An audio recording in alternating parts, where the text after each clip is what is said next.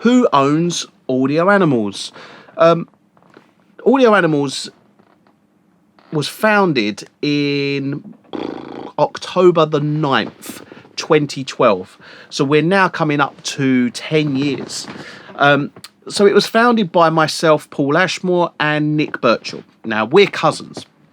So we've grown up together. We're the same age. We've grown up together from very young age all the way up to now. We've always been around each other. We know each other very well. So we work very, very well as business partners. So it's a 50-50 thing. Nick owns 50-50. I own the other 50, right? The reason we started Audio Animals is basically because we were working in various different studios. And we noticed personally ourselves that there was less and less people walking through that door. And there was a gap in the market where studios could go online. The internet was pretty much, it was well established.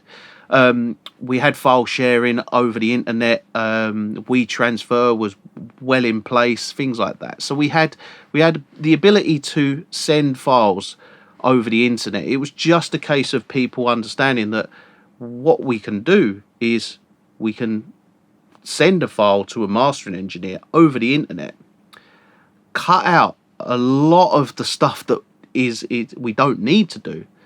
We don't have to factor in you traveling to a studio. So you've got a cost there with going to a studio. You then having to have a studio time, for instance, 2 hours, 3 hours, an album, a full day charged. What we were able to do was create this business that could ultimately save the client a lot of money, and we didn't have to charge, upwards £100 for a master, because it wasn't taking us as long, because there was people waiting for people to come into the studio. Then they'd walk in, then they'd have a cup of tea, we'd have a discussion. There wasn't all that. So we cut out a massive section of it.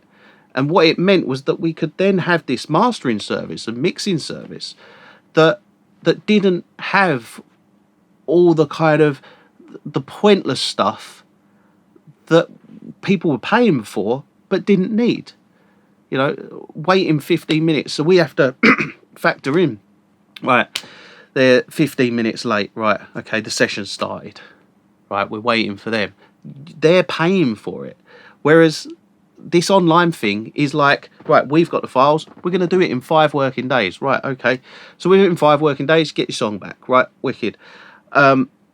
We're able to do that song at any point in those 5 working days, for instance, as and when we're able to get it in to be done.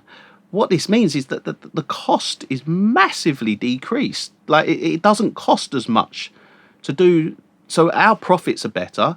The client saves a lot more money, and generally speaking, it's a great way to run mixing and mastering studios.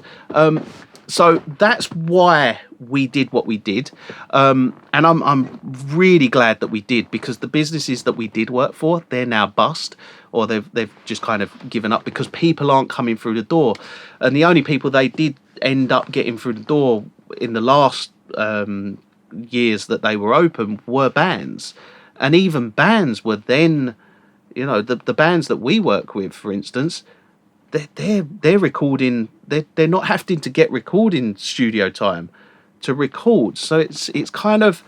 I'm glad we did what we did, and it's a very good way to take a business, because it streamlines everything, and if I'm honest, it gets a better end result, because we're able to work when we need to work on the song.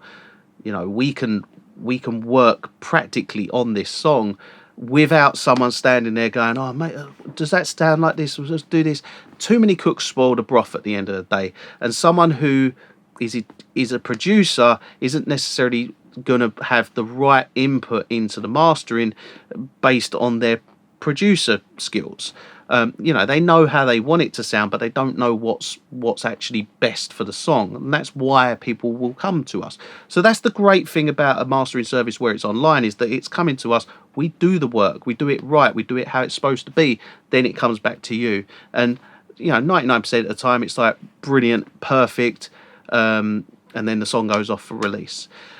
So yeah, to answer the question, I mean, I know I've gone on a little bit of a roundabout tangent here with regards to the whole backstory of Audio Animals, but who owns Audio Animals? It's myself and Nick. And the good thing, one thing I will say quickly is, the good thing about when you work with us is that you're working, you know, like Nick, he's the master engineer. Me, I'm the mixing and master engineer. When you're calling the phone, you're not getting a receptionist. You're not getting someone who doesn't know what they're talking about when you ask a question about something that's very detailed about a mix or about a master. When you phone up, you know, I'm the person that picks the phone up. You know, it's not a case of a receptionist who doesn't know what she's talking about, for instance, picking the phone up. You are speaking directly with the people that are working with you. You know, the owners of the company are the people that are doing your mastering.